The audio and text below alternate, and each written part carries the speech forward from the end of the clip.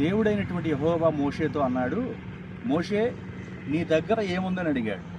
అప్పుడు మోషే ఏముంది, ఈ ఎండిపోయిన కట్టెపుల్ల తప్ప అన్నట్లుగా చెప్పాడు. నువ్వు దాన్ని అంత సింపుల్గా తీసేస్తున్నావా? నీ చేతిలో నువ్వు సింపుల్గా తీసేసే ఆ కట్టెపుల్లను కింద పడే అని దేవుడు అన్నప్పుడు మోషే ఎప్పుడైతే కింద వేశాడో ఆ కర్ర పామై ఆడుతూ ఉంది. అటువంటి ఎండిపోయిన దేనికి పనికిరాదు అని తక్కువ అంచనా వేసినటువంటి ఆ కర్రని మోషే తీసుకొని పోయినప్పుడు ఐగుప్తు దేశంలో ఫరో ఎదుట అనేక అద్భుతాలు చేశాడు. లక్షలాది మంది ఇశ్రాయేలీల్ని కనానికి నడిపించడానికి అదే గొప్ప సాధనంగా వాడబడింది. యెహోవా దేవుడు దావీదుతో అన్నాడు, దావీదు నీ వద్ద నీ చేతిలో ఏముంది అన్నాడు. నా దగ్గర ఏముంది, ఈ చిన్న తాడు ముక్క తప్ప అన్నట్లుగా సింపుల్గా మాట్లాడాడు. కానీ అదే ఆ తాడుని ఒడిసెలు అంటారు.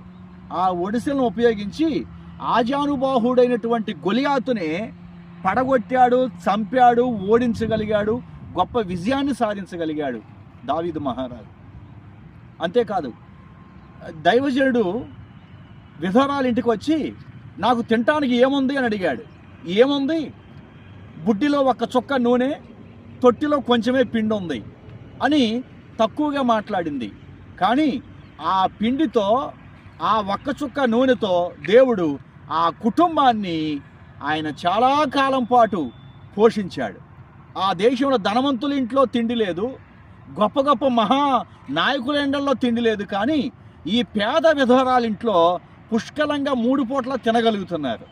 అంటే ఈ 3 సన్నివేశాలని మీ ముందు ఉంచడానికి గల ఉద్దేశం ఏంటంటే, నీ వద్ద ఏదైతే ఉందో, నాకు అది లేదు, నాకు ఇది లేదు అని బాధపడాల్సిన పని లేదు. నీ కాడ ఏదైతే ఉందో దానిని బట్టి దాన్ని దేవునికి ఇవ్వు. నీకున్న దానిలో నుంచే దేవునికి ఇస్తే, అసలు ఏమీ లేదండి నా కాడ అంటావా? నీ చిన్న జీవితాన్ని దేవునికి సజీవ యాగంగా నువ్వు సమర్పించుకుంటే, నీ జీవితాన్ని దేవుని చేతులకు అప్పగిస్తే, దేవుడు నువ్వు కలిగి ఉన్న కొద్ది దానిలో నుంచే గొప్పగా దీవించటానికి ఆయన శక్తివంతుడిగా ఉన్నాడు. హల్లెలూయా.